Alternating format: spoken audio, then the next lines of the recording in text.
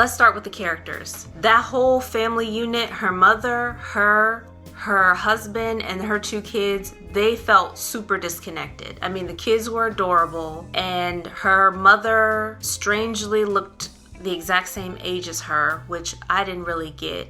That wig was not fooling anybody. It was interesting to see that her mother seemed to live with them, which is nice. But she didn't appear to have no friends. She just seemed to sit and kind of be in the shadows of the house throughout the whole movie. The grandmother, her mother, I mean. Her kids are very into sports, but we didn't really get to see much of their little personalities. It was mostly them reacting to things, which is fine, but we don't really know much about them. Zoe was a bit of a disappointment as a character. She appears to have this huge passion for art. When you go to her home and you go to her office where you expect to see examples of all these different kind of art and there to be much more activity, especially considering that they're like a marketing firm, it was kind of disappointing to come in and it looked like just any old office with stock artwork and stock furniture and stock decor.